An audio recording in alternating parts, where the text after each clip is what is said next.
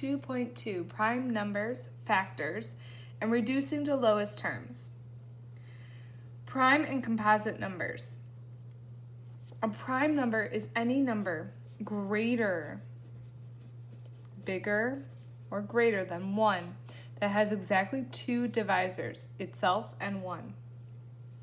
The examples of prime numbers are 2, 3, 5, 7, 11, 13, 17, 19, 23, 29, 31, 37, and the list goes on and on. The reason why these are prime is because you can only find numbers that have itself and 1 as divisors. So like 37 divided by 37 is 1. You can do 37 divided by 1, which is 37, and that's it. It's 1 times 37 equals 37. These are the 2 factors. Those are the only ones that it has. Itself and 1, that is prime. A composite number are all the other numbers in between. It's a number greater than 1 and it's not prime. So you got examples like 4, 6, 8, 9, 10, 12, 14, 15, and the list goes on and on and on. And the reason that these numbers are not prime is because they have numbers like 1 times 15, 3 times 5. It has more than just the first one to get to 15. If it has more than 1, it's composite. Let's look at these numbers and identify if they are prime or composite. 43. 43 is prime because it only has 1 and itself. 12 is composite. How do I know? Because 1 times 12, 2 times 6, 3 times 4 are all 12. 61 is prime. 33 is composite. Why? You've got 1 times 33 and 3 times 11.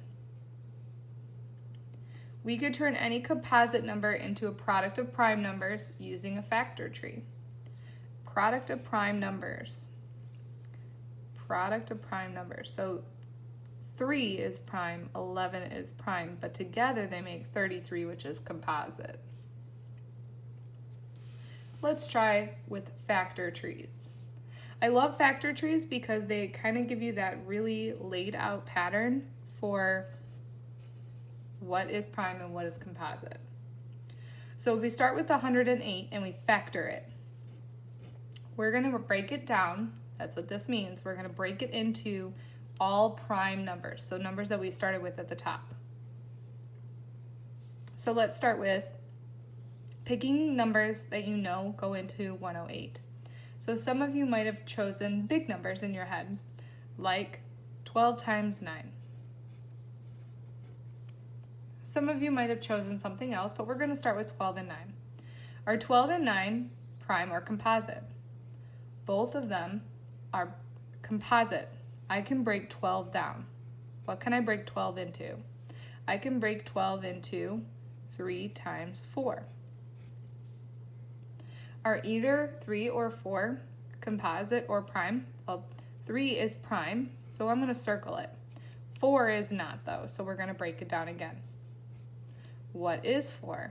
4 is 2 times 2. Remember, we can't use 1 because 1 is prime nor composite, so we're going to use numbers that are not 1. So we have 2 times 2. Both of those are prime, so I'm going to circle them. Let's look at 9. 9 can be broken into 3 times 3. Both of those are prime. Now in this case, we're multiplying to get to the number 108. So if I multiplied 3 times 2 times 2 times 3 times 3, I would get to 108. And that is what we're going to write as our answer. So we started off with 108, and we break it into, and I'm going to put it in least to greatest, so 2 times 2 times 3, and I have 3 of them, 3 and 3. And then we want to write it as a product of prime numbers, so you could see it as this, or you could see it as this. 2 to the second power times 3 to the third power. So we have our product of primes. Let's factor 60. Often when you see me do my examples, I always start with something I know.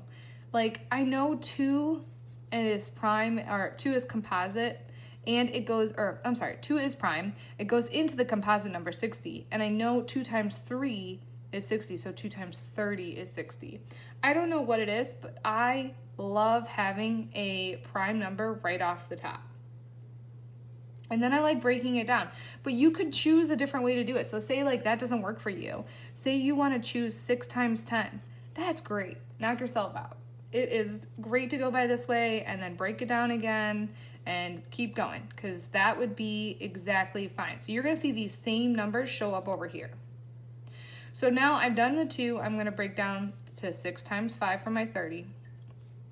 And I'm going to break down my 6 to 2 times 3. So I have, these are my prime numbers, same as these ones here, but I'm going to write it as a product of primes, so I'm going to rewrite my answer. So 60 is 2 times 2 times 3 times 5, or I could say 60 is 2 to the second power times 3 times 5.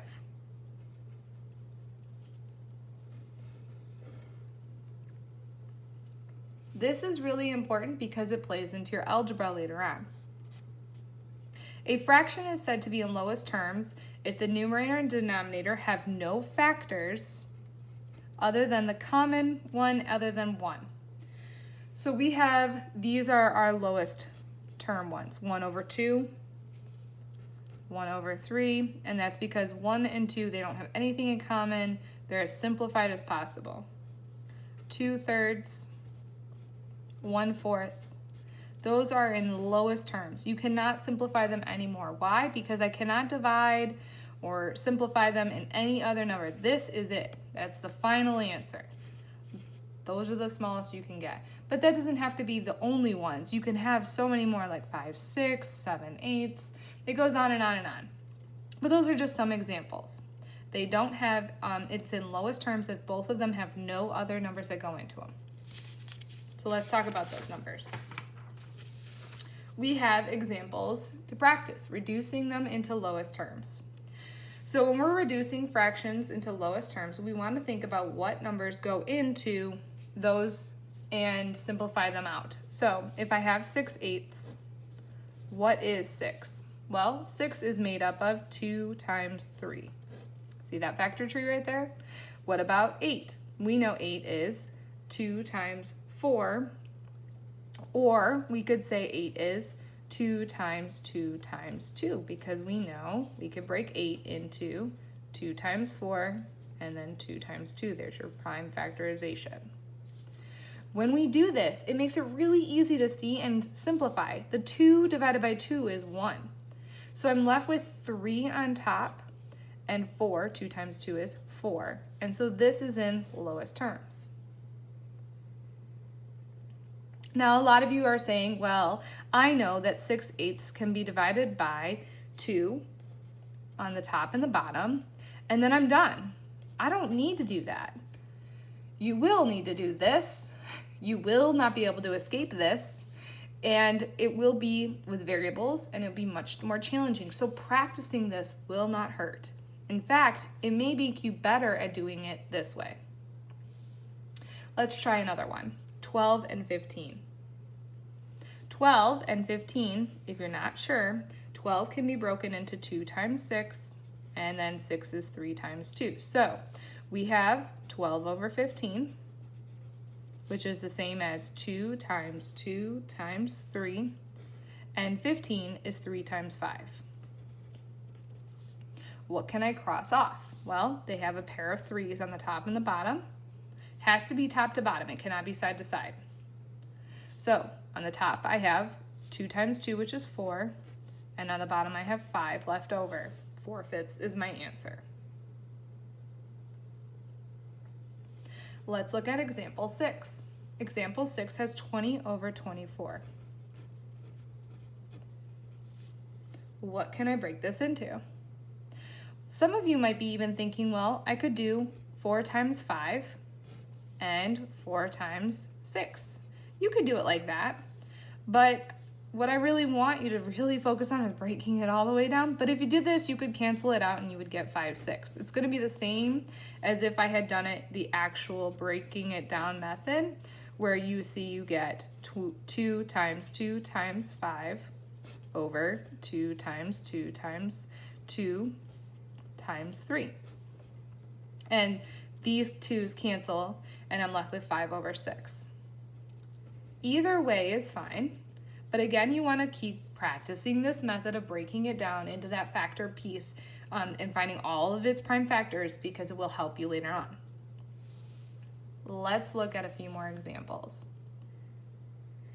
In this next example, I have 6 over 42. So we have 6 over 42, and if you're not sure, remember you can always do your factor tree. 42 is the same as, and I know it's 6 times 7, or 2 times 3.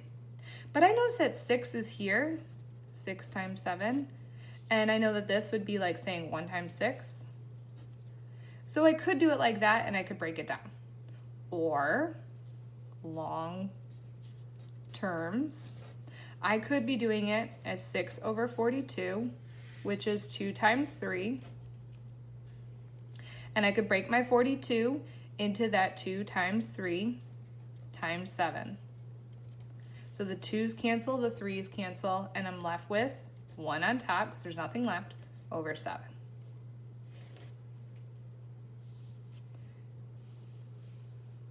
Same thing with 4 and 40. I know a lot of you are saying to yourself, please, this is so crazy. I could divide by 4 on the top and the bottom, or you're saying I could divide by 2 and then divide by 2 again. I know you can do that. However, just because you know how to do the answer doesn't mean you know the process for how we got there. I want you to practice that 4 over 40 means 2 times 2 over 2 times 2 times 2 times 5, because this is 4 times 10. I can cancel those out, and I'm left with 1/10. And why does that help? Because bigger numbers, it's harder to do. So let's look at 105. We have 105, and we know we can break, well, if you didn't know, 105, because it ends in a 5, you can use 5 as one of the numbers for prime. If it ends in a 5 and 0, that's a divisibility rule. If you don't know your divisibility rules, I'll put a link for divisibility rules, but you really want to make sure that you practice your divisibility rules, because that'll help you pick numbers to put here so you know what to divide by. So I'm not sure how many times does 5 go into 105. 5 goes into 10 2 times, and I get 10. Bring down the 5. 5 goes into 5 1 time, so it's 21. So 5 times 21 is 105. I could break down 21 because it's composite to 3 times 7, and these are my prime numbers. So now I can simplify. I have 3, let's start with 105 over 30 is 3 times 5 times 7 all over. I'm going to break down my 30, and in my mind I'm thinking 3 times 10, which I know 10 is 2 times 5, right? So we have 2, 3, and 5. And you should be able to see a couple numbers that cancel, the 3's and the 5's. So we're left with 7 over 2. And that's our final answer.